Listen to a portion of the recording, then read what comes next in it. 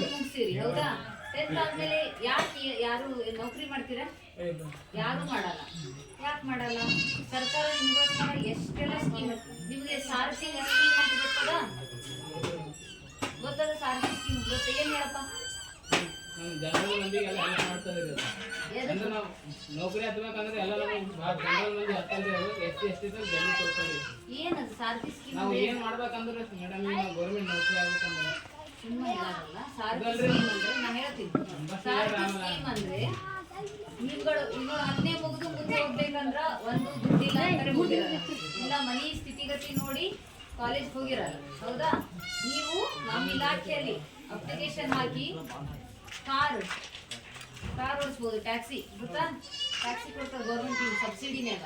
ಉಳಿದವ್ರಿಗೆ ಒಂದು ಕಾರ್ ತಗೋಬೇಕು. AC car ಅಂದ್ರೆ ಹೊರಗಡೆ 8 ಲಕ್ಷ 10 ಲಕ್ಷ ಅದ. ನೀವು ಕೇವಲ 3-4 ಲಕ್ಷ ರೂಪಾಯಿದಾಗ ಕಾರ್ ಸಿಗ್ತದೆ ಗೌರ್ಮೆಂಟ್ ಕಡೆಯಿಂದ. ನಿಮ್ಮ ಬದಲು ಗೌರ್ಮೆಂಟ್ ಕಟ್ತದ ರೊಕ್ಕ. ಅದ್ರಲ್ಲಿ ನೀವು ಹಾಕ್ಬೇಕು. ಗೊತ್ತದ ನಿಮ್ಗೆ ಈ ಸ್ಕೀಮ್ ಬಗ್ಗೆ? ಎಷ್ಟು ವರ್ಷದಿಂದ ಅದ ನಿಮ್ಗೆ ಗೊತ್ತೇ ಇಲ್ಲ. ಎಲ್ಲ ಬರೀ ಗಾಡಿ ತಗೊಂಡು ಬೇರೆ ಗಾಡಿಗಳು ತಗೊಂಡು ಹಾಕೊಡ್ತಾ ಇದ್ದಾರೆ. ಅದಕ್ಕ ದಯವಿಟ್ಟು ಹೇಳ್ರಿ, ಹೇಳೋದು ಸಾರಥಿ ಸ್ಕೀಮ್ನಾಗ ಹಾಕ್ರಿ. ಸುಮ್ಮನೆ ಅಡ್ಡಾಡ ಬದಲು ಕಾರ್ ಇಟ್ಕೊಂಡ್ರ ಬಾಡಿಗೆ ಹುಡುಗಿದ್ದೀನ ಕಳ್ಸೋದ ಅದು ಸ್ಕೀಮ್ ಅದ. ನೆಕ್ಸ್ಟ್ ಡಿಗ್ರಿ ಯಾರು ಹೋಗಿರಿ? ಯಾರು ಸೆಕೆಂಡ್ PUC ಮುಗಿಸಿದೀವಿ. ಡಿಗ್ರಿ ಯಾಕೆ ಮಾಡ್ತಾ ಇಲ್ಲ?